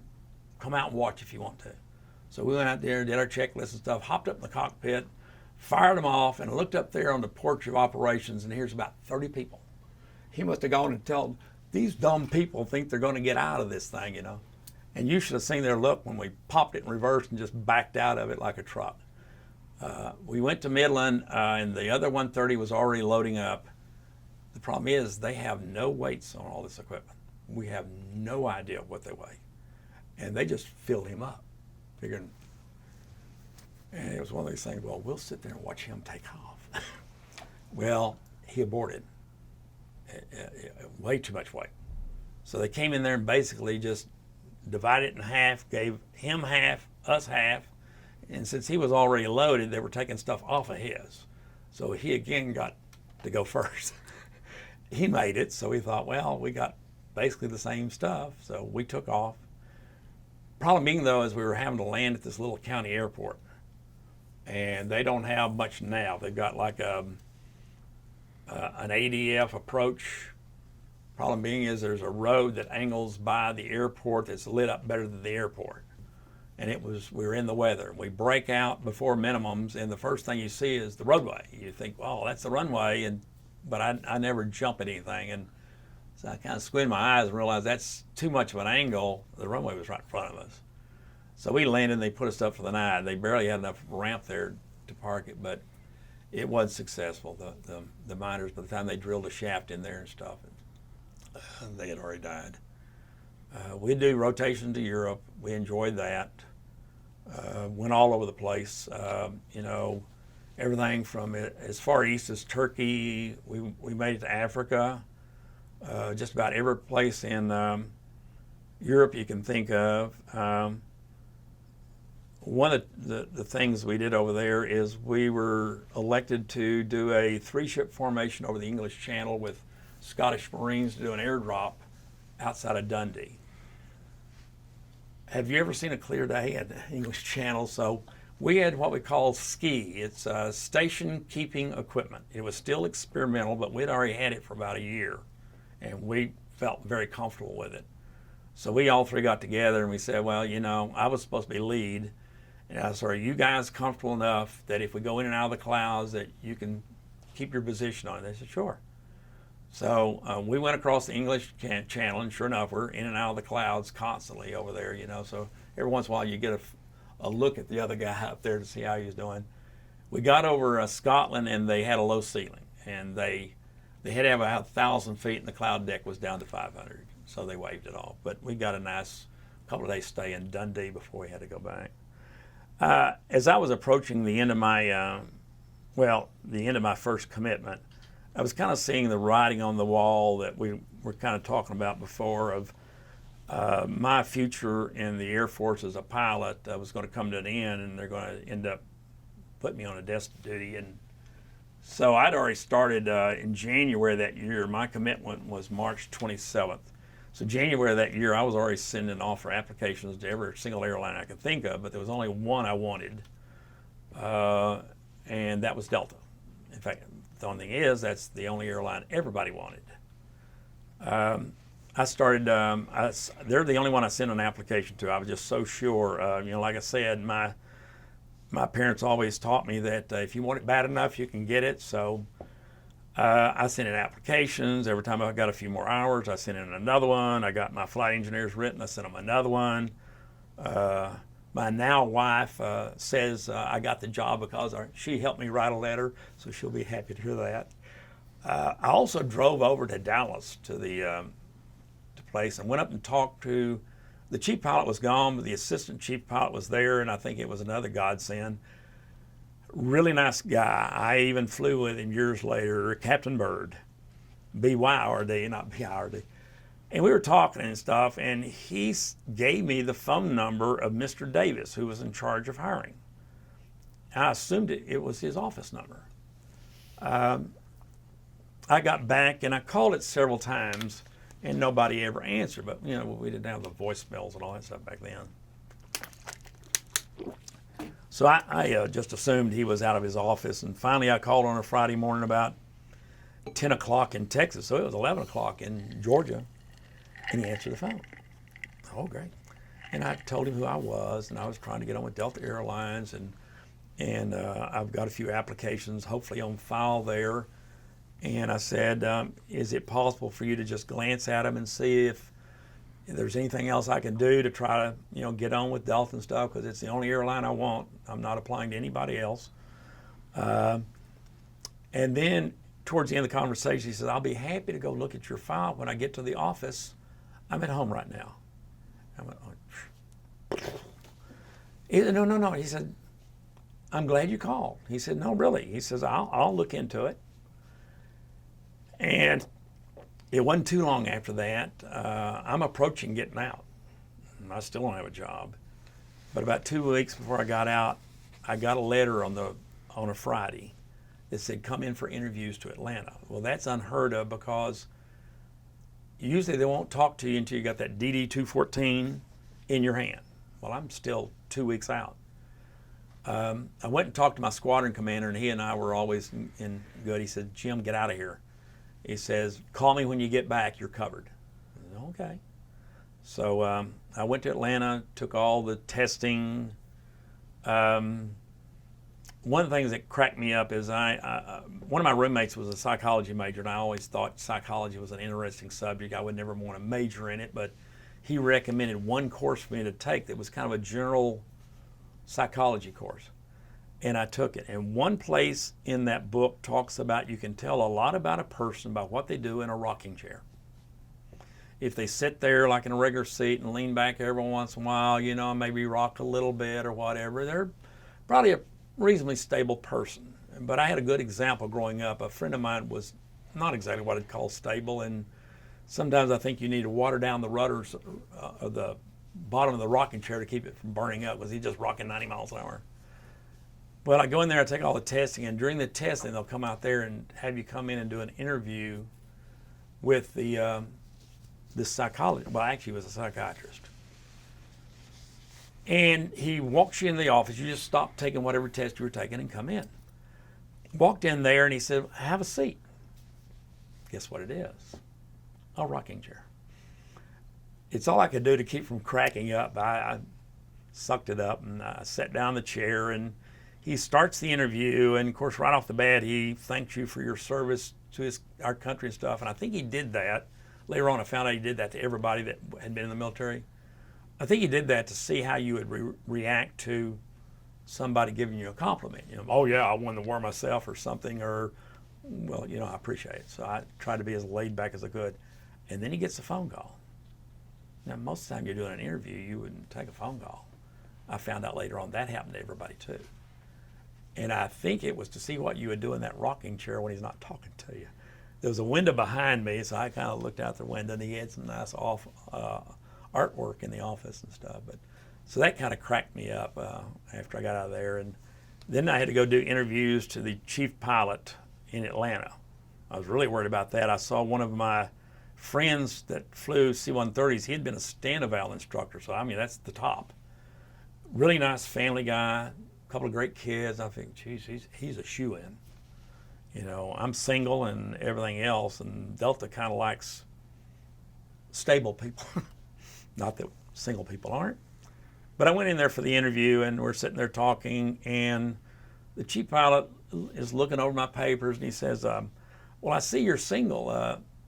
Do you have a steady girlfriend? I said, well, yes, sir, I do. He said, well, what's she going to think about you being gone 3 or 4 days at a time? I said, well, she's used to me doing rotations for months at a time. She'd probably think I hadn't gone long enough. So he kind of laughed, so I was hoping I got a little brownie point for that one. Went back home, and on the way back, I talked to the Delta pilots, you know, as I was getting on the airplane, and they said, because they already told me it'd be 2 weeks before they got any results. And he said, give them a week. Start calling again, write them another letter. And his comment was, bug them to the point where they tell you to either get lost or you're hired. And I said, well, wait a minute, I don't want to do the get lost part. He said, no, they won't do that. They like somebody who's going to be aggressive about it. You want to let them know you really want the job. So that's what I did. It's now the day to sign out of the military, and I'd already been harassed by this one guy that I'm throwing away a great career to leave. And well, I called up that morning with my fingers crossed, and they said, you've been hired. He said, you're going to be in the March, well, no, it was an April class. You missed the one prior to that by 2 people. Could you be here on that date if 2 people don't show up? And I said, well, my bag's packed at the front door. It's about a 2-hour drive to Dallas, whatever the flying time is from there to Atlanta. That's all I need. So I went out there to sign out, and you might know that joker was there that's been harassing me for the last few weeks. And he sees me signing out, and he just irritated me to no end for weeks and weeks at a time. And he says, okay, you're doing it now. You've run a great career, blah, blah, blah, blah. What do you think you're going to do now? And I just turned around to him and said, I just got hired by Delta Airlines this morning. Bug off. And walked out. But Delta was the only one that was still hiring. The other airlines were already laying off. And I was getting nervous. And then my class started getting delayed. You know, and I was really getting nervous about that. My only backup was the guard unit at Bergstrom in San Antonio, or in Austin, was looking for a instructor pilot for their 130s and would give you a GS rating and all that. So that was kind of my backup, but I stuck with hanging in there for Delta. And I finally went to class July 2nd. I was the last class they hired for 4.5 years. In fact, I just came back from a 50-year reunion with my pilot training class, and one of the guys was mad at me. He was supposed to be in the next class. And I said, well, you should have applied earlier. No, we were harassing each other. Delta did not furlough, but after flying for 6 months, I did get reassigned to the ramp. So I worked the ramp for 2 months, or 2 years, 2 months and a day, but then who's counting? And I always tell people I learned my job from the ground up because I worked the ramp for over 2 years. We finally came back to flying. I was still at the bottom. I was 8th from the bottom for 4.5 years before they started hiring. Finally, after they started hiring, I got enough seniority barely to scrape my way back into the Dallas-Fort Worth area. That was the closest to my parents and my wife's parents. And during that time frame, Mary Ann, my wife, and I had been dating. By the time we got married, we'd been dating almost 2 years. I actually proposed to her while I was in training for Delta, and flew to Abilene and proposed with a poem. And one of the visits back there, though, they threw me a surprise birthday party. Have you ever had a surprise breakfast birthday party? I'm staying with my buddy there, and all of a sudden I don't know how many there were, probably 20 or so. They come in there to the bedroom, open up the door, I'm asleep. And all of a sudden they break out into happy birthday. So we had a breakfast birthday party. Anyway, we got married, found us an apartment down there while we were living, and I was flying out of Miami and Fort Lauderdale. They do a dual operation. We didn't want to live in Miami, so we were in Plantation to the west there. While we were there, our oldest son, Clay, was born. In fact, for years, I told my wife, don't ever tell Clay he was born in Florida. We wanted to let him think he was born in Texas. But she eventually told him. But the thing that was neat is I had just come in from a trip, and I was playing with Clay around the coffee table. I was sitting on a couch, and my wife comes walking by with a bucket of laundry to take to his nursery. He hadn't been walking yet. He was just standing and holding on. And all of a sudden, he looked to his left and saw his mother go into the hallway. He let go and just started walking. Of course, I couldn't scream out at my wife that he's walking, so I just followed him. He went down the hallway, went to the door to his nursery and saw what his mother was doing. And then it was like, oh, I'm standing up. So he sat out. And I said, honey, you just missed it. You're the one who should have seen it, but I did. So we moved back to Texas as he was approaching his first birthday. And about a year after that, our youngest son, Scott, was born. And like I was telling one of the guys, Scott ended up being born with spina bifida. It really caught us off guard. The good thing is my wife is a physical therapist, and she had worked with kids with spina bifida, so she knew what it was. I knew nothing, and I'm still learning. Every time I think I know what it's all about, I don't. He just had his 40th birthday in May. Lives with us up there, and he's gone through a lot. I'd rather it had been me, but I didn't get to choose. He has gone through, before he was 14, I think he was in the hospital about 44 times, if my count was roughly close. But he's a real trooper. He graduated from TCU summa cum laude, and I can't even spell that. And he's a bright kid. In fact, I came in from one of my trips, and I walked in the back door, and my wife goes, honey, come here, I want to show you something. I said, well, somebody could at least say hi. I've been gone 4 days. She said, no, come here. And she says, watch this. And she hands Scott a piece of paper that's got about 8 numbers on it. And it's like an adding machine. Blah, blah, blah, blah, blah, blah, 625. and got out my adding machine. He's correct. I said, no, he's seen this. He says, no, I just did it. So I flipped the paper over and wrote some numbers even higher. He goes through that thing and adds it up. It's like well over 1,000. I said, does his teacher know this? And she says, I just now found it out. It's like he's a walking adding machine. He's also our walking, before you have smartphones, he was our phone book. You know, what's so-and-so's phone number? He just rattled it off. And then we got home from church one day, and we put him in his bedroom, and I walked by there to change my clothes, and he's got this little toy piano. And he's in there playing one of the songs from church. And I mean, this is on little pianos, like maybe 19 keys on the whole thing. And I went back in the kitchen. I said, honey, who taught Scott how to play the piano? She said, nobody. Why?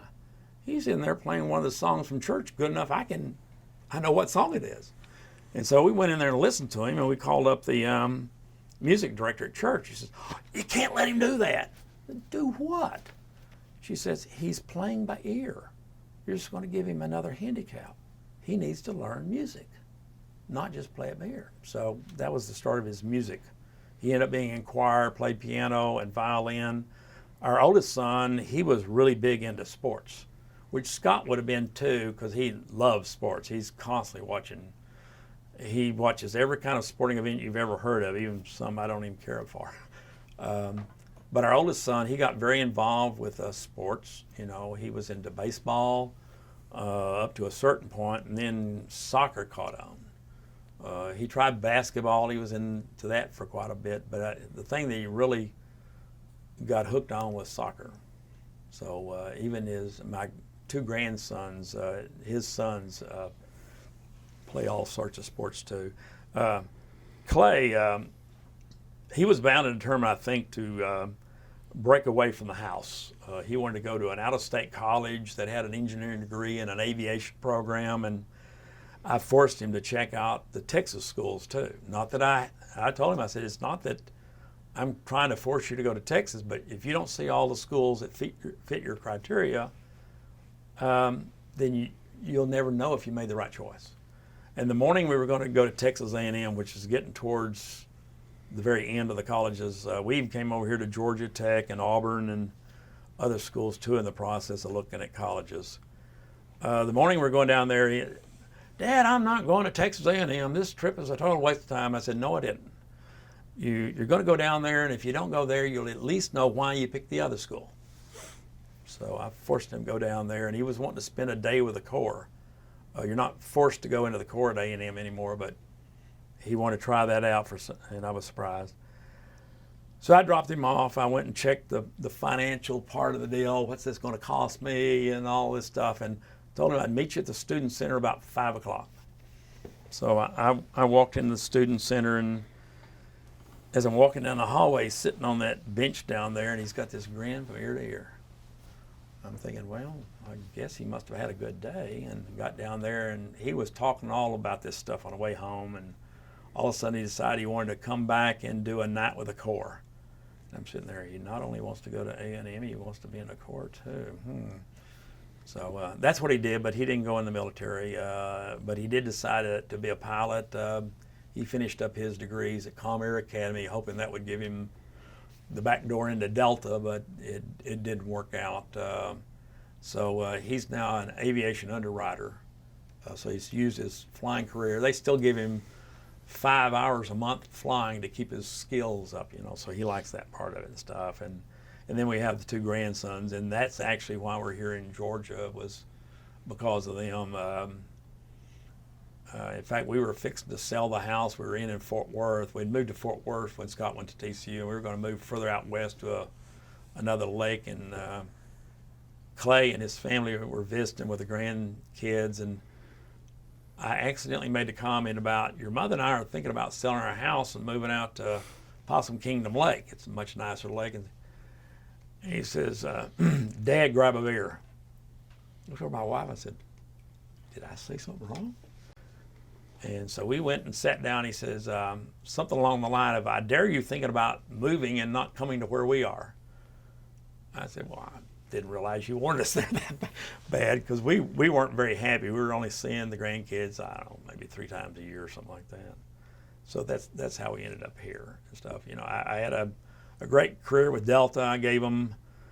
I left exactly 1 year early because of the threat of bankruptcy, and I wasn't sure what was going to happen. So I retired at 31 years, which was exactly 1 year early. I was fixing to go to the 777 school the very next week. I ended up retiring off of the 767-400ER, which is almost like the 777. It's a hybrid between a 767-300ER and the 777. So I flew all the versions of the 727, the 1011, and the 75, and then the 76. We had what we call the dump trucks, the 767-200s, which were the earlier ones, because they taxied like a dump truck. They flew pretty good, but they taxied horrible. But I was happy with that. I wasn't happy that I was going to leave Delta. I really enjoyed my job.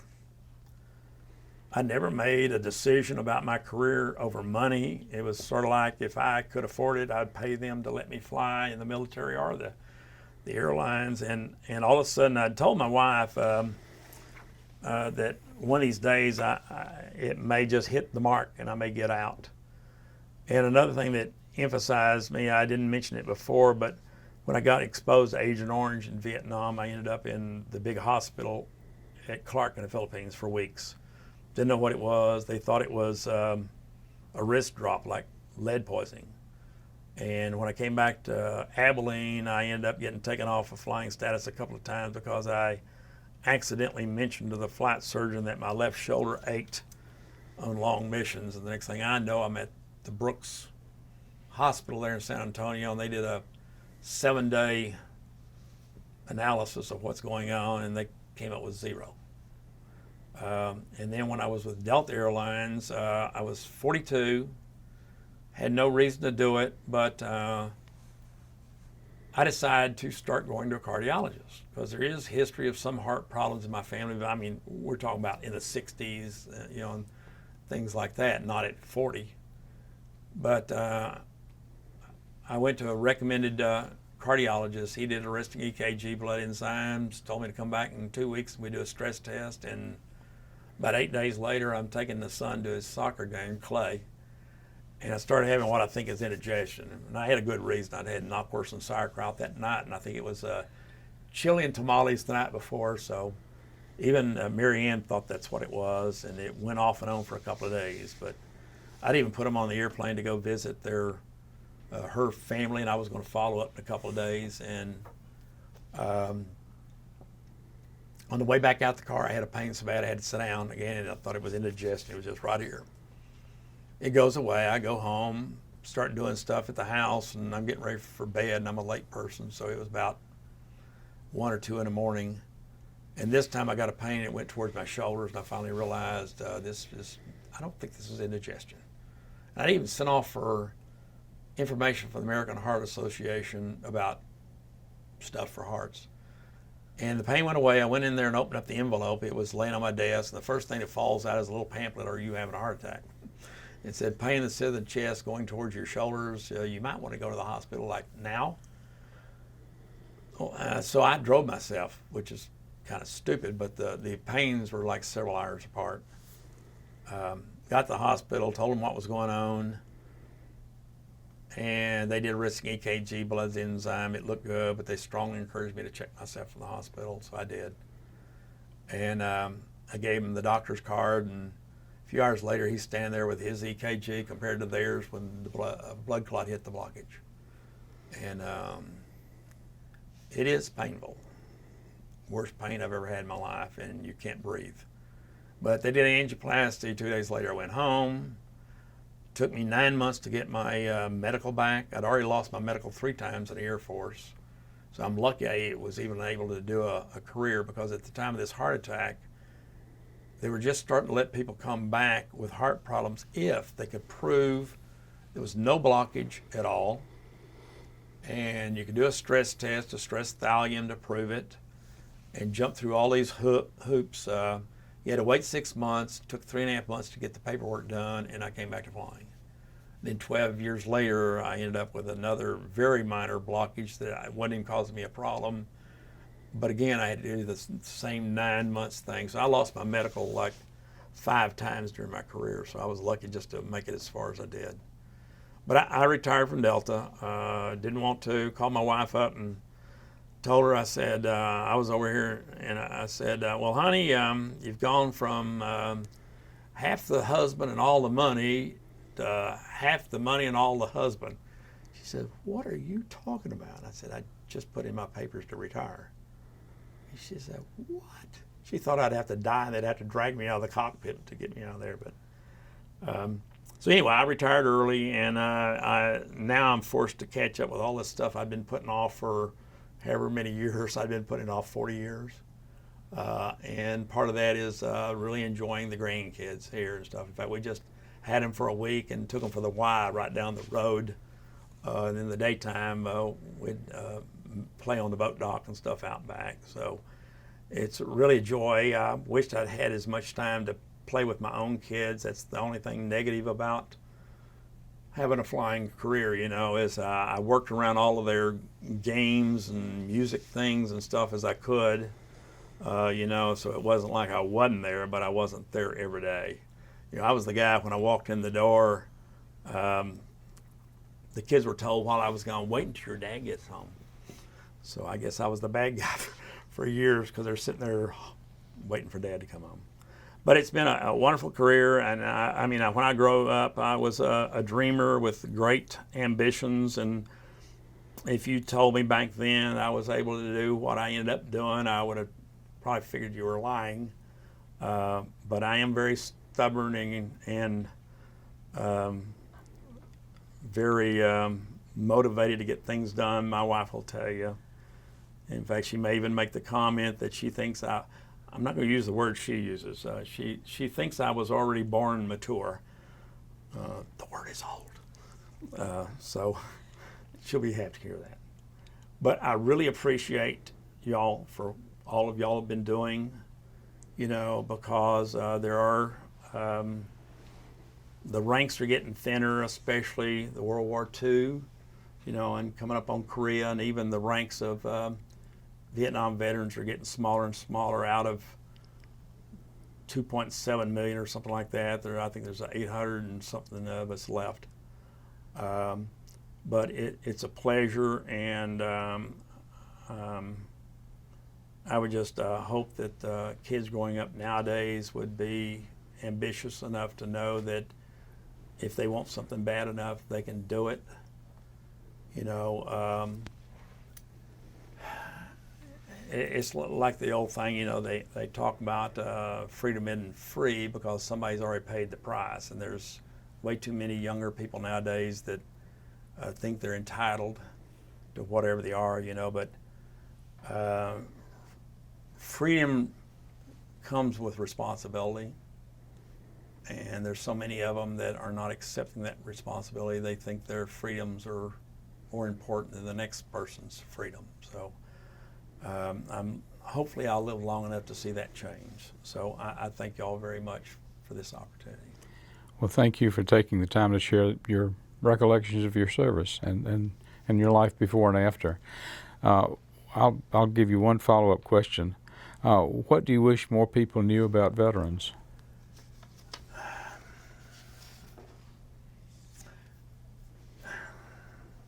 Well, you're helping a lot with this. The one thing that really helped me when I got here, I'd kind of shoved it off in the back of my mind all these years, and I brought my wife and a son here ahead of me while I was trying to get things squared off in Texas, and she found out that there was a Vietnam Veterans Association here, and so I started going, and it really has, in a way, it's brought back memories that some of them I'd rather not have come back, but it's been a way to exercise the demons, I guess, in a way. And the thing that really, really helped besides the Vietnam Veterans Group is the Roswell Rotary Club does the Honor Air, and I got picked to do that, and I'll get too emotional if I get in too deep, but it was something that was just fantastic. I never would have expected a welcome like that when I came home, because I got met by a bunch of war protesters at Travis. But every time I thought they'd done something, you know, it made me realize that there are some people that recognize what the veterans have done, you know. But in the Vietnam Veterans Group, I always tell my wife, they get it. You know, you can be around other veterans that were in other wars, and their war was their war. Our war was not the same. So it's hard to compare the two. So every war is different in one respect or another. It's a shame that there's wars at all, but you know, anybody that is not strong enough to fight for some cause, which is your country, you know, then I kind of feel sorry for them and stuff. I just hope that people will recognize that. I really appreciate all the people that are starting to do things for the veterans coming back from the Middle East and stuff. I know that that's why I get comments every once in a while, you know, when I happen to be wearing my hat or something, you know, and I'm sure I would have not gotten that if it hadn't been for what's going on now. They finally recognize that I feel sorry for those guys. I mean, they're going through tour after tour after tour, and we used to think anybody went back for a second tour to Vietnam was had to be crazy. But I know a few, and they had reasons for it. Well, thank you again for sharing, and thank you for your service, Jim. Well, I appreciate what y'all are doing, and I thank you. Thank you, and welcome home. Thank you.